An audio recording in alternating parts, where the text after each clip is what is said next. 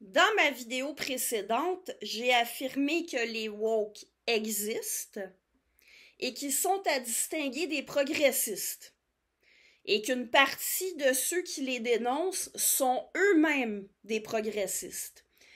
Je vais ici commenter un texte sur le wokisme qui semble avoir été écrit par un progressiste. Justement, vous pouvez le lire en cliquant sur un lien dans la description de la vidéo. En fait, je vous recommande de le lire.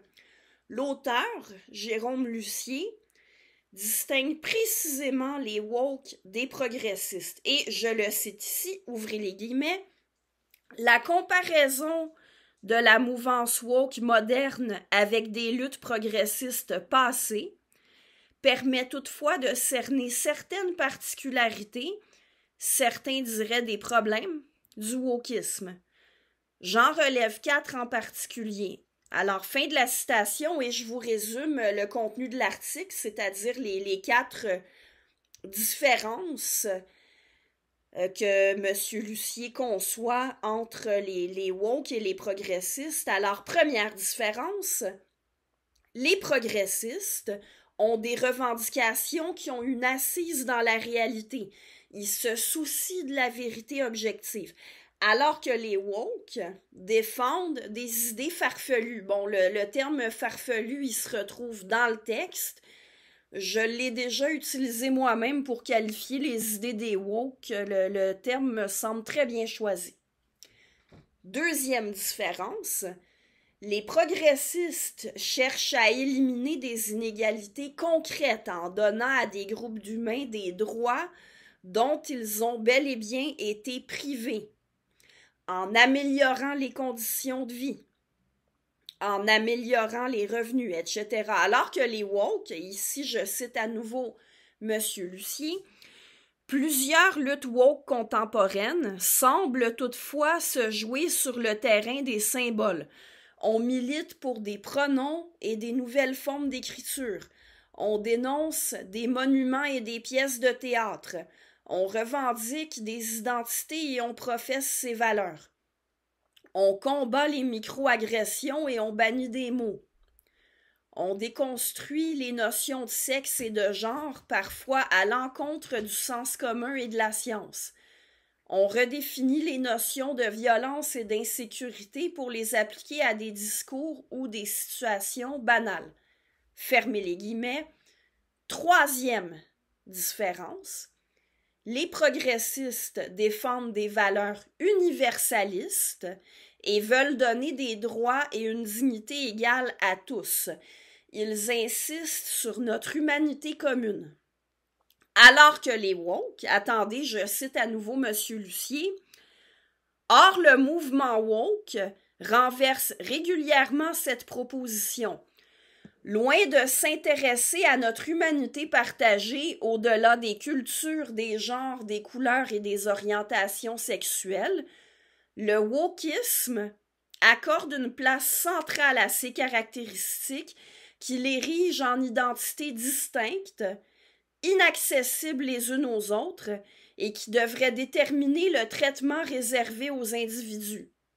L'intersectionnalité pousse cette logique à son maximum en subdivisant les grandes catégories en multiples sous-groupes.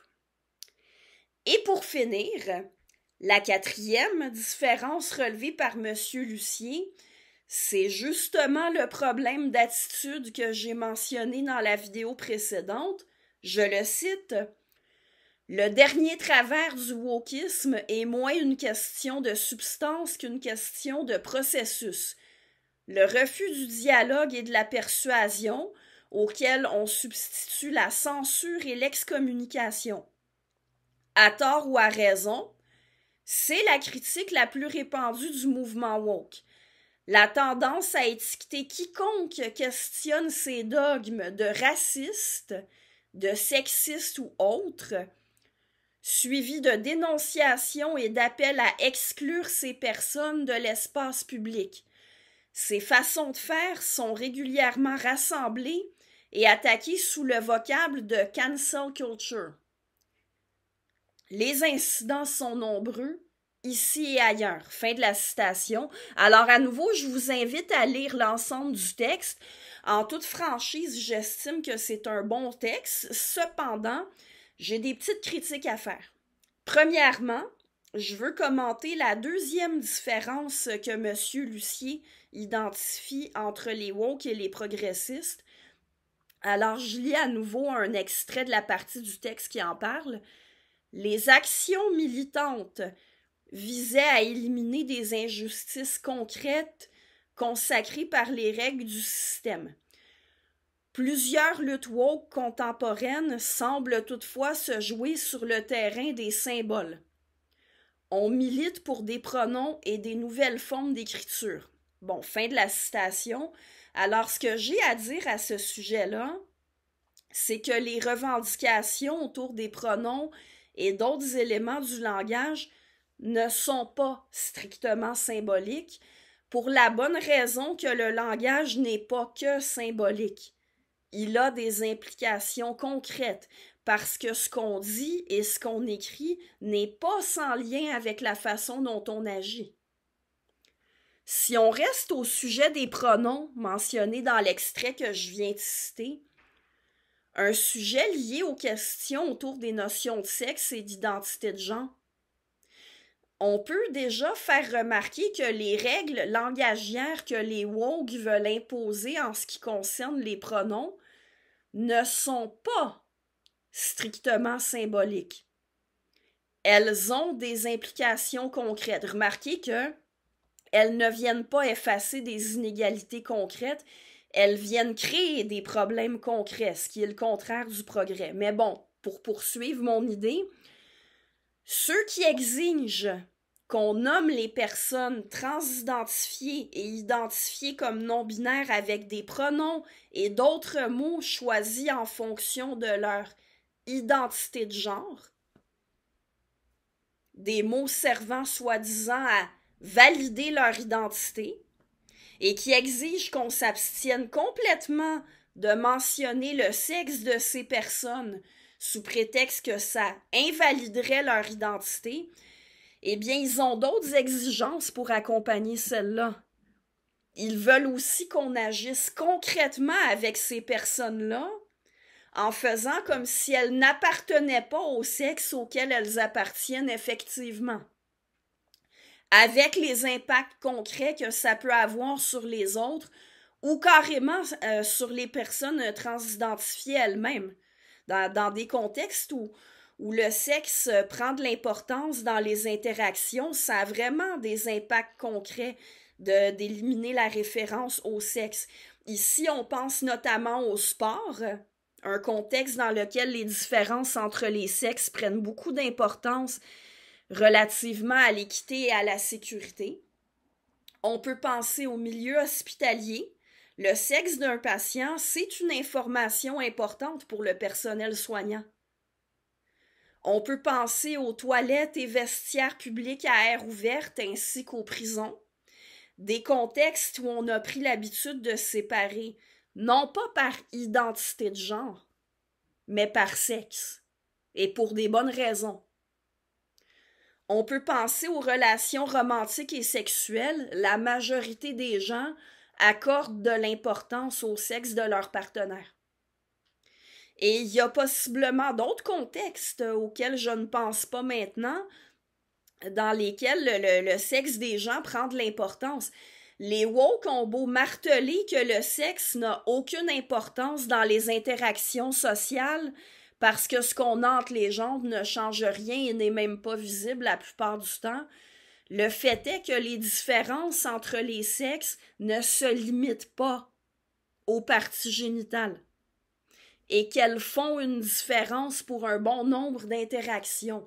Enlever la référence au sexe dans le langage, c'est pas seulement symbolique, parce qu'empêcher les gens de référer à quelque chose d'important et les empêcher du même coup d'en tenir compte dans leurs actions, ça a des impacts concrets. Et le même genre de remarque peut être fait sur les autres changements langagiers exigés par les woke.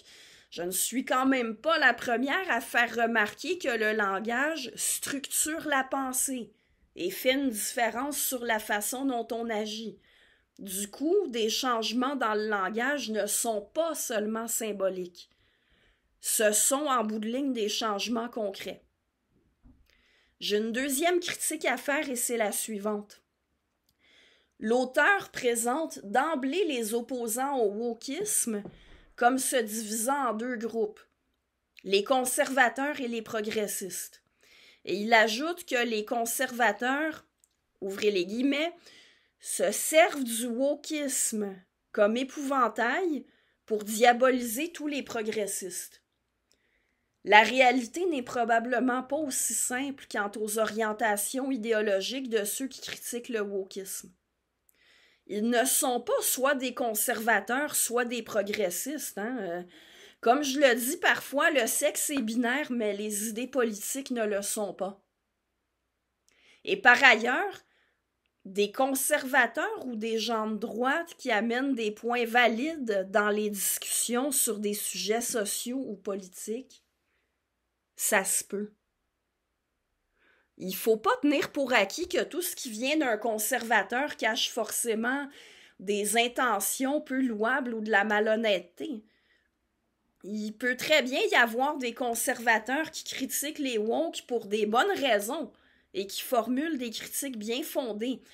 J'insiste sur ce que j'ai déjà dit dans la vidéo précédente.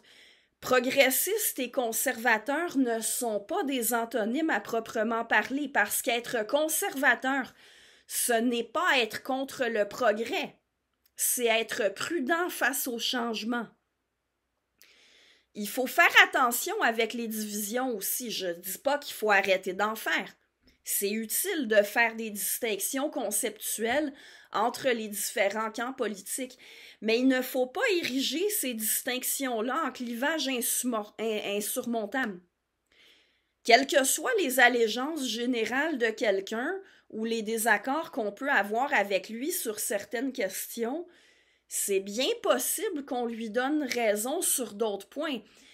Et si conservateurs et progressistes arrivent à des terrains d'entente sur certains points, est-ce qu'il ne faut pas dire tant mieux?